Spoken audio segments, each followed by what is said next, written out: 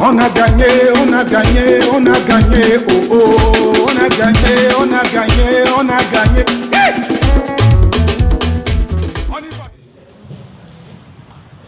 Merci d'être venu à notre conférence et déjà nous nous excusons pour le retard que nous avons accusé pour des raisons X et Y. C'est jamais facile de réunir plusieurs personnes qui de plus lorsque ce sont des Africains, pas parce que l'Africain est mauvais, mais bon, le blanc a la montre, le noir a le temps.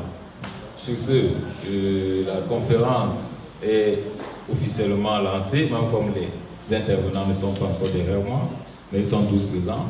Alors avant que nous commencions effectivement la conférence, il serait bon de savoir pourquoi nous sommes là. Nous sommes là parce qu'aujourd'hui c'est le 11 février, la fête nationale de la jeunesse camerounaise. Cette fête nationale tire son origine d'une victoire d'un club camerounais au Douala qui remporte la première coupe africaine de football, la coupe de la CAF, face au stade malien au Ghana.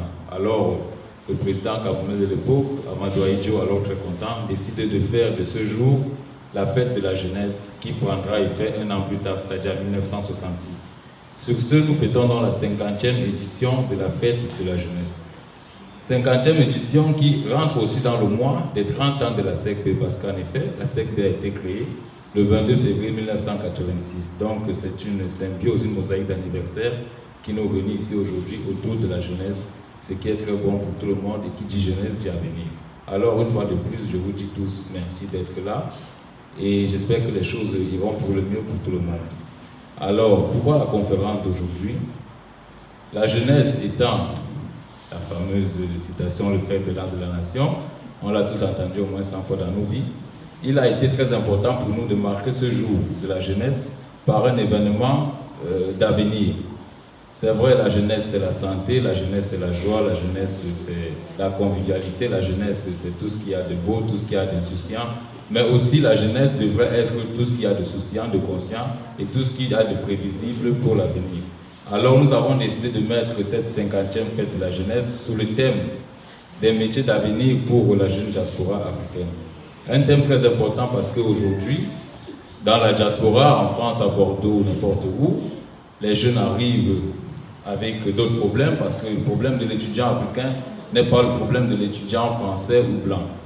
Le jeune africain a des responsabilités qu'il a laissées derrière lui. Le jeune africain a l'obligation de résultats, en même temps qu'il a l'obligation, je vais dire économique, parce que quand toi tu réfléchis sur les bancs, tu te dis je dois rentrer taffer, je dois étudier tout, ton camarade à côté n'a pas ça. À partir de là, quelles sont les formations vers lesquelles tu peux t'orienter pour atteindre plus facilement tes objectifs plutôt que de faire entre guillemets l'école pour l'école? Parce que le monde est devenu capitaliste, industriel, économique aujourd'hui à tel point que on ne fait plus l'école pour avoir un long crayon, si je puis dire ainsi. Nous avons donc décidé de mettre sur pied cette plateforme, parce qu'en réalité c'est une plateforme de rencontre de plusieurs personnes, pour essayer d'aider certains jeunes, parce qu'on dit, d'où je viens, qu'on meurt par faute de connaissances. Alors, quand il n'y a pas la connaissance, il y a les erreurs, quand il y a les erreurs, il y a les échecs. Nous sommes donc ici pour permettre aux jeunes d'éviter certaines erreurs, la chance que beaucoup n'ont pas toujours eu, d'avoir la bonne information au bon moment, au bon endroit, pour que les jeunes évitent certaines, je ne dirais pas pièges, mais mauvais choix, qui pourraient entraîner leur, je ne dirais pas perdition, qui pourraient entraîner leur non-succès. Alors la conférence est organisée par la SECB. La SECB c'est quoi? La SECB c'est l'association des stagiaires et étudiants camerounais de Bordeaux. Association des stagiaires et étudiants camerounais de Bordeaux. Mais c'est une association qui va au-delà du cadre camerounais. La preuve, il n'y a pas que des Camerounais dans la salle. Je vois des personnes de toute origine, je vois des personnes de plusieurs nationalités.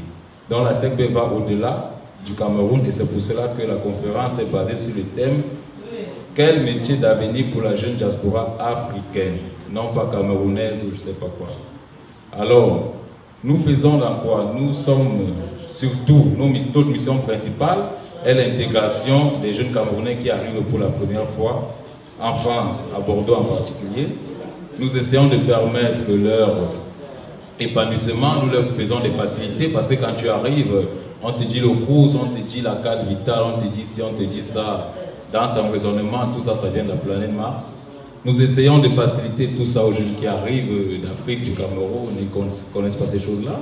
Au-delà de ça, nous organisons des manifestations culturelles à titre festif et tout, pour essayer de faire parler de l'Afrique et du Cameroun en particulier. parce que c'est important, nous sommes des ambassadeurs de nos pays. La nationalité peut changer sur ta carte, sur ton papier et tout, mais tu restes africain que tu es d'origine, parce que ta nationalité, ce sont tes premiers pleurs, tes premiers cris, tes premiers jours, tes premières joies. Ta nationalité, c'est ce que tu es, ce sont tes rêves, ce sont tes pensées, c'est ce qui t'a amené ici.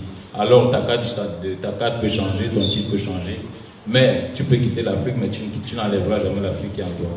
Donc la SECB essaye de vendre cette culture africaine qui est propre à nous, à travers diverses manifestations comme celle-ci, afin de mettre l'Afrique en avant dans divers programmes, dans diverses manifestations et autres. Le thème de cette conférence, c'est laquelle? Je ne sais pas s'il y a une personne dans la salle qui n'a pas reçu sa plaquette.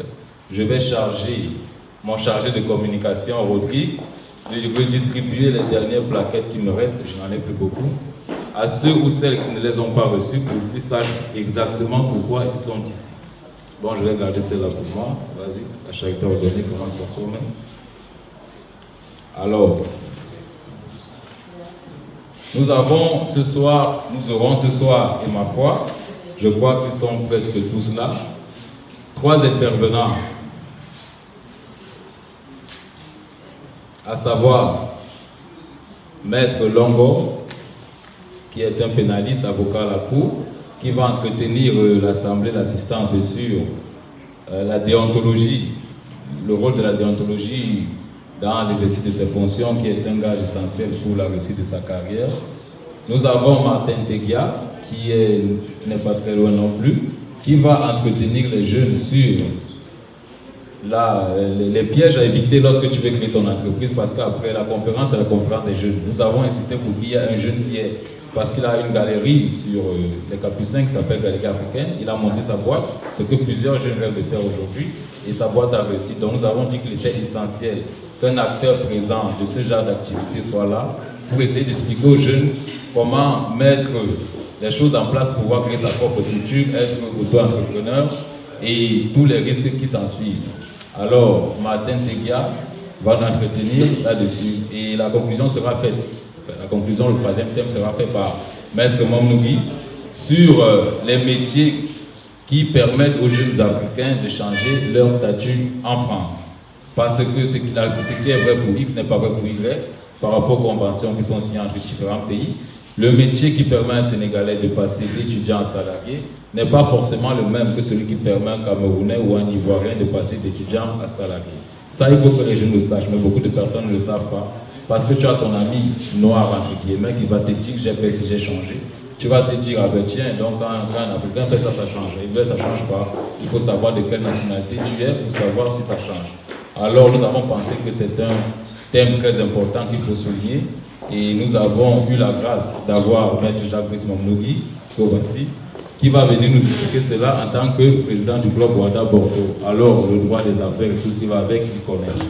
Sans plus tarder, à tout seigneur, tout honneur, je vais appeler notre président, Daniel Nono, pour faire le discours d'ouverture de la conférence. Je vous remercie.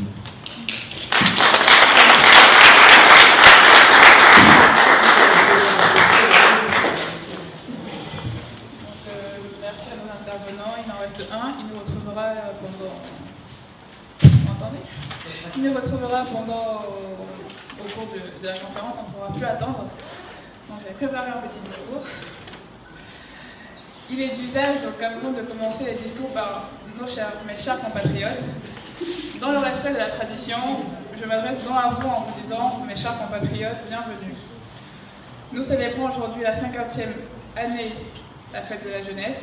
Cette fête marque l'importance et les droits des jeunes dans notre pays. Ici à Bordeaux, nous sommes d'adoption et de passage, mais nous portons le Cameroun et ses valeurs en nous et dans notre cœur. Nous avons de l'importance et des droits. Nous sommes importants quand nous sommes ici pour développer notre force, notre mental et notre éducation afin de rentrer auprès de notre mère patrie. Tel est notre but en tant que citoyens. En tant que citoyens, nous avons des droits que nous voulons exercer et protéger à travers le monde. Nous avons le droit de vivre dans un pays en paix. Merci aux forces de l'ordre qui se battent au nord du Cameroun contre la secte Boko Haram. Nous avons le droit de vivre dans la joie. Merci à ces jeunes artistes de tous bords et de tous milieux qui transportent la joie de vivre à la camerounaise autour du globe. Nous avons le droit de croire et de travailler à l'émergence de notre pays. Merci à ces jeunes entrepreneurs tels que Arthur Zan, Olivier Madiba qui ouvrent le chemin à une nouvelle façon de voir et de penser. Et aussi, nous avons le droit de proclamer notre patriotisme en ce jour. Ainsi, je demande à l'Assemblée, avec moi, d'entamer l'hymne de nos ancêtres. Au Cameroun, berceau de nos ancêtres, pas debout et jaloux de sa liberté, comme un soleil contre un bon fier à l'être, un symbole ardent de foi et d'unité, que tous les enfants du nord au sud, de l'est à l'ouest soient tout à vous, de servir que ce soit leur seul but, pour remplir le devoir toujours. Chère patrie, terre chérie, tu es notre seul et vrai bonheur, notre joie et notre vie, à toi l'amour et le grand honneur.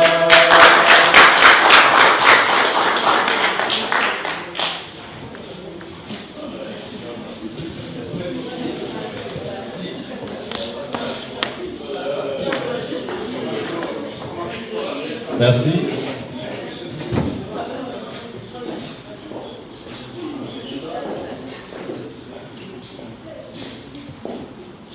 Ceci étant, l'hymne étant chanté, et les voix étaient très jolies, très belles, nous allons sans plus tarder donner la parole à David Letegia qui va nous édifier sur l'auto-entrepreneuriat pour un jeune de la diaspora en France.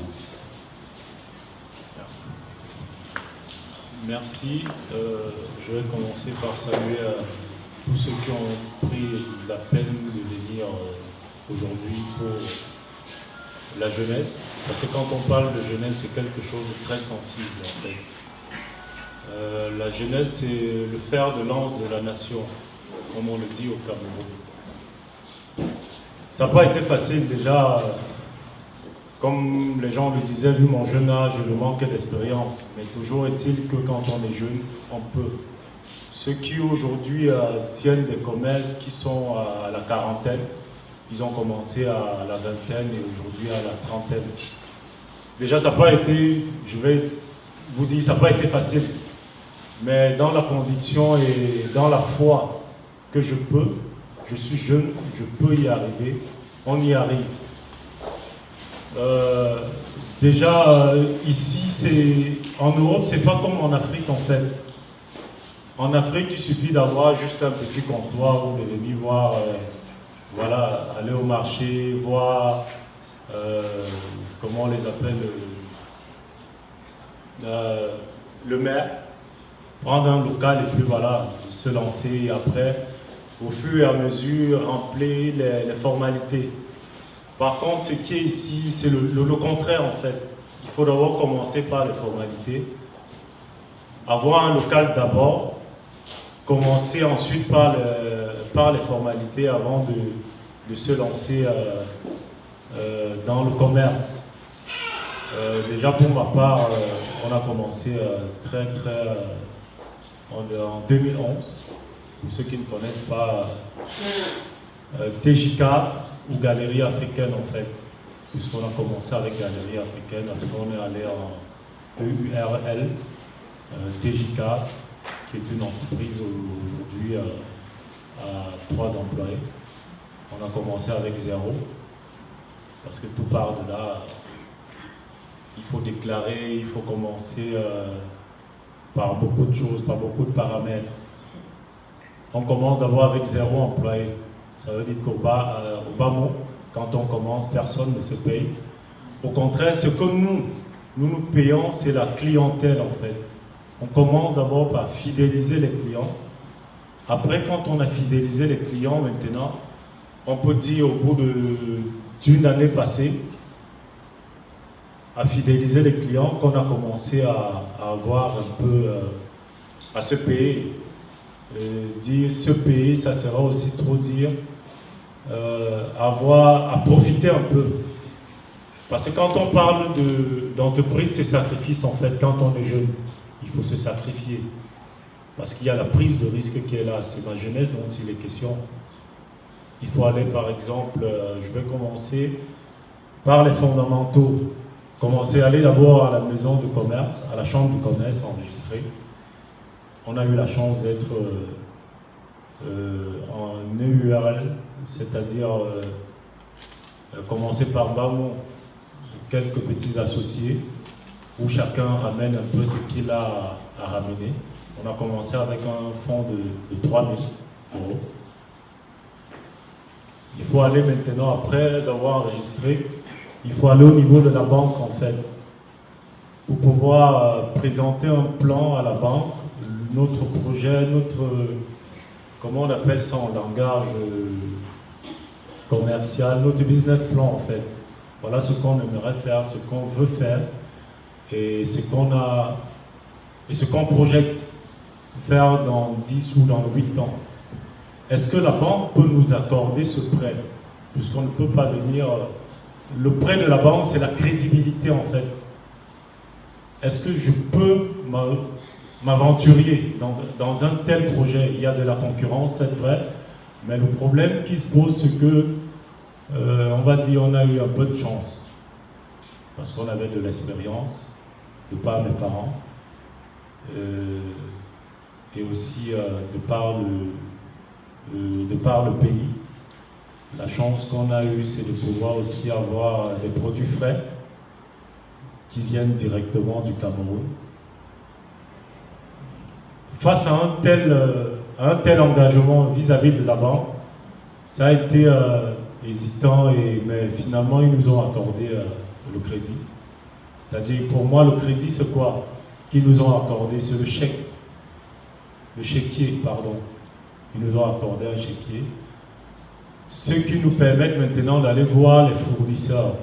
Un fournisseur, par exemple, je vais prendre à tout hasard Michel Com.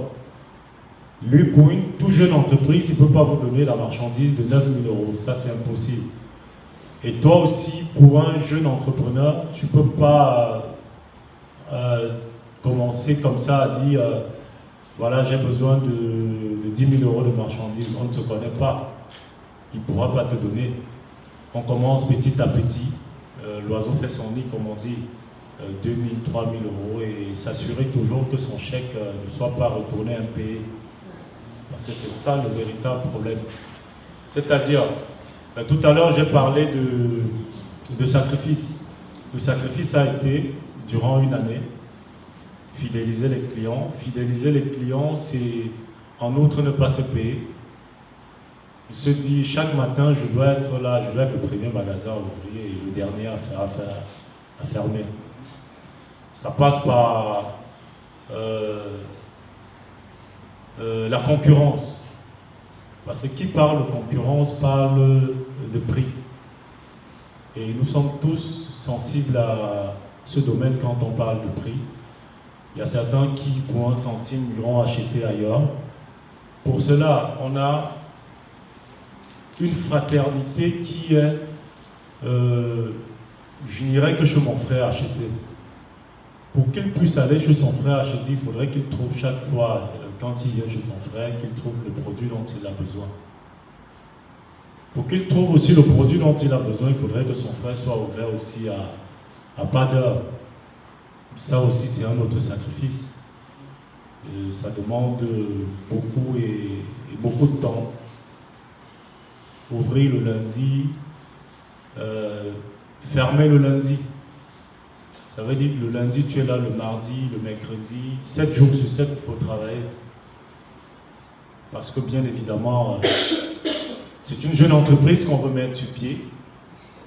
Ça passe par des sacrifices. Et par des sacrifices, c'est le temps et tout ce qui en découle de ça, en fait. Maintenant, quand l'entreprise est fondée, on va dire, on commence à avoir de la clientèle, on commence à aller vers les fournisseurs et que les fournisseurs nous font maintenant confiance. Parce que quand tu vas lui dire, voilà, j'ai pris de la marchandise de 3 000 euros. Et tu lui dis, bon voilà, au lieu du 30 pour encaisser le chèque, tu peux le déposer dès maintenant, qui est le 15. Il dit, mais ça veut dire, voilà, il y a les entrées. Ces entrées, dans les 15 jours d'intervalle, c'est y compris ton salaire, y compris ton sacrifice, dont tu te lances. Parce que beaucoup de jeunes, j'ai constaté, beaucoup de jeunes se lancent dans ce genre de domaine. À peine ils ont commencé, ils veulent se payer. Et le lendemain, ils ont fermé. On dit, bon voilà, comme tout Africain, c'est comme ça, ils ne parviennent pas à durer dans ce genre de métier. Dans ce genre de métier, en fait, ce que j'en retiens, c'est surtout le sacrifice. C'est surtout le sacrifice. Quand on veut se lancer dans un métier, peu importe le métier en fait, que ça soit dans du travail, il faut se sacrifier. Je vais prendre par exemple l'exemple des footballeurs. Ils ont un sacrifice avant d'avoir le talent qui est la réussite. Ils se sont sacrifiés. On disait aujourd'hui, tu t'entraînes et voilà, à 16 heures. Et après, ils continuaient les entraînements. C'est de là où part, en fait, notre idée, qui est la mienne. Moi, en fait, j'ai commencé, on ouvrait le magasin à 9 heures. Toutes les boutiques du Capucin ouvraient à 10 heures quand on arrivait. Mais nous, on a commencé à ouvrir à 9h30, parfois 9h.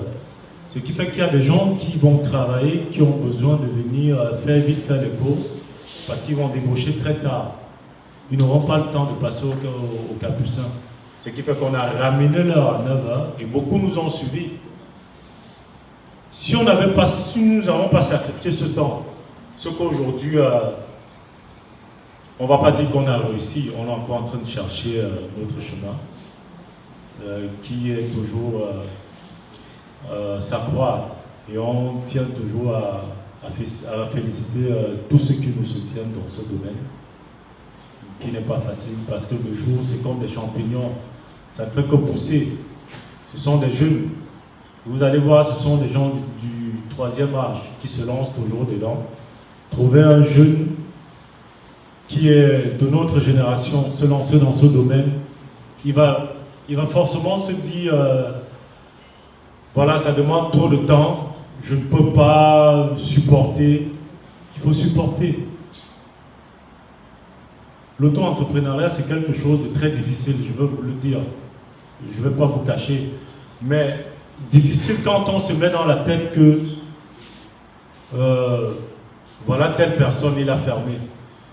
Voilà, X ou telle personne, il a fermé pour une tierce raison. Je ne peux pas me lancer, je ne peux pas continuer parce que c'est très difficile. À bout de chaque effort, il y a toujours une réussite. Nous sommes tous des croyants. On croit. Pourquoi lui, il a tenu plus de 10 ans? Pourquoi pas nous? Pourquoi pas un jeune? Il a commencé étant jeune.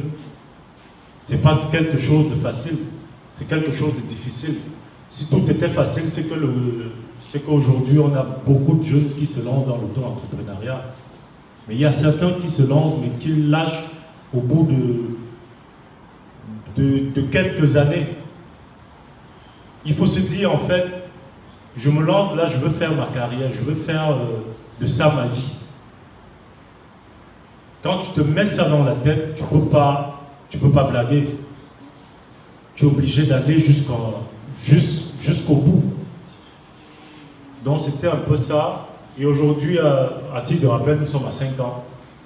5 ans de dur labeur. Aujourd'hui, on continue à le faire et on continuera. Voilà un peu, grosso modo, un peu ce que je tenais à introduire par rapport à l'auto-entrepreneuriat. Ce n'est pas quelque chose de difficile. C'est facile, mais il faut beaucoup de sacrifices en fait. Merci.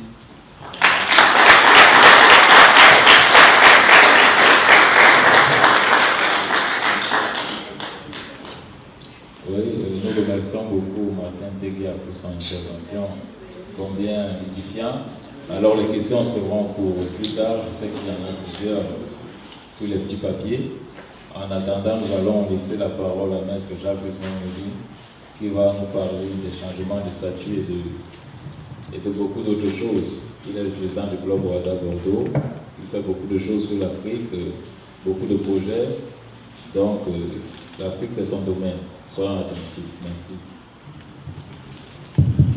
Merci. Merci beaucoup Mathieu. Vous m'entendez? Ouais, là ça va mieux.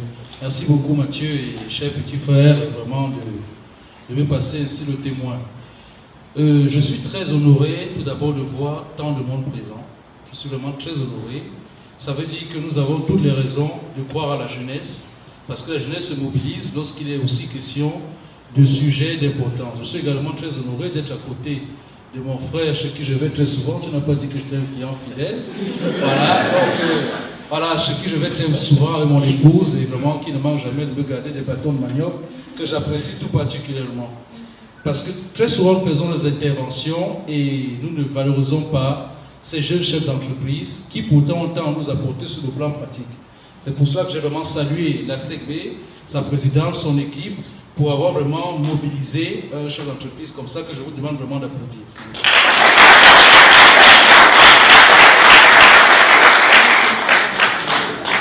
Alors, en attendant donc mon confrère et aîné, Martin Longo, qui va pas tarder à arriver et qui va vous parler d'ontologie, je vais entrer dans le dur. C'est quoi entrer dans le dur? C'est vous parler en tant que jeune des métiers qui vous sont ouverts tant que vous vivez en France. Lorsque j'étais à votre place, j'aurais aimé avoir ces conseils. J'ai considéré qu'effectivement, étant aujourd'hui avocat et pratiquant le droit des étrangers, il me semblait important d'indiquer aux jeunes étudiants africains et autres qui sont là, quels sont les métiers véritables vers lesquels ils devraient aussi envisager peut-être de se former, parce que ce sont ces métiers-là finalement qui leur permettent d'accéder facilement à l'emploi. Il n'y a rien de pire que de naviguer à vue, parce que souvent on finit par échouer. Donc il faut prévoir les choses. La réussite, c'est la répétition du même mouvement qui conduit à l'excellence. Nous, les Africains, nous avons une qualité et un défaut. Nous sommes souvent très talentueux, mais nous ne savons pas persévérer. Je l'ai constaté un peu partout, la répétition du même mouvement. Faire la même chose tous les jours. Se lever à la même heure tous les jours. Aller travailler le matin tous les jours. Fermer à la même heure tous les jours. Décider de pédaler le matin tous les jours. Notre problème, c'est la constance. On ne devient pas meilleur parce qu'on est le plus brillant quand on est. On ne devient pas meilleur parce qu'on est le plus intelligent.